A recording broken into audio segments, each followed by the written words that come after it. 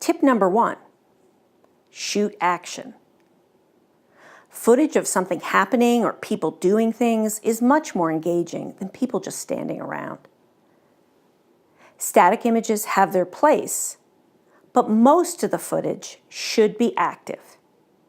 There shouldn't be a doubt as to what the viewers should be looking at.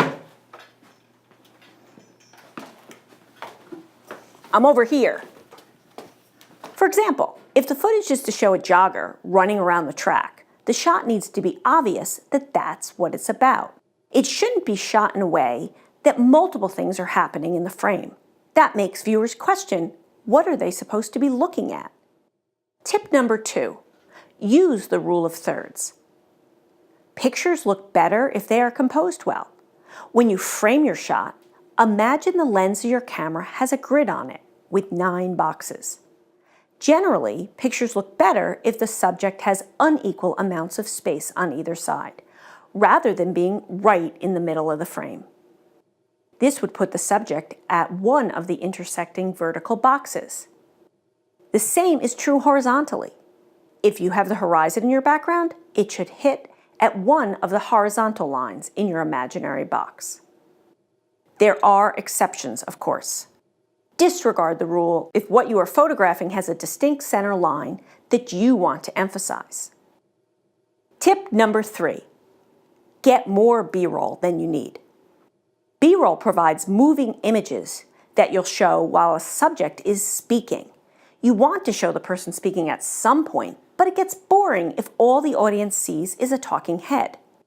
But I've also shown some of my work as part of video game events, independent game events, and also some more like art installation events. B-roll is the action shots of the person doing something that is related to the story. So if your story is about a computer programming artist, you want B-roll of the process of making software that takes the audience through the steps.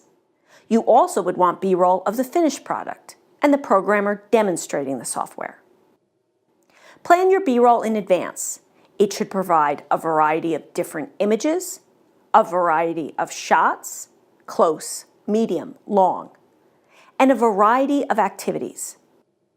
If you're doing a story about a marathon runner, all your B-roll cannot be the person running because that will get boring. You need shots of the person stretching or lifting weights or tying their shoelaces, whatever else the person does to support running. Where do you get ideas for B-roll? From your interviews. Ask the person, how do you get ready for that?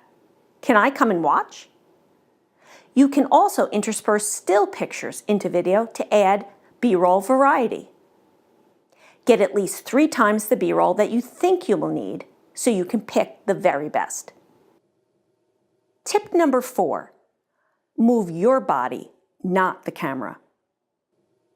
The surest way to make people sick is to move the camera around. I want you to meet my camera person, Otis.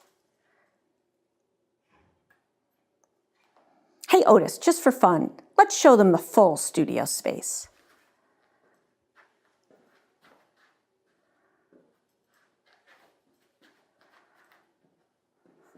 Okay, so until you gain expertise, you should minimize all camera movements.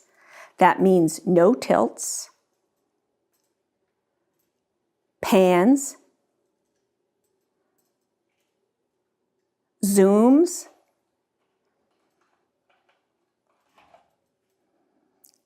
dollies, and definitely no walking around.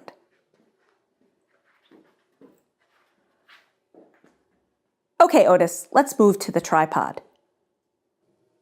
Looks and feels a bit different, doesn't it? So shoot from a tripod and compose the shot to allow the action to happen within the frame. If you're shooting video of dogs or children, lower your tripod so you can shoot at their level instead of shooting the tops of their heads. To get a different view, stop your camera, then move your body, and then restart your camera. Get close to your subject so you bring the audience into the story. And remember, because this is news, You cannot ask your subject to move closer to you. You have to be the one to do it.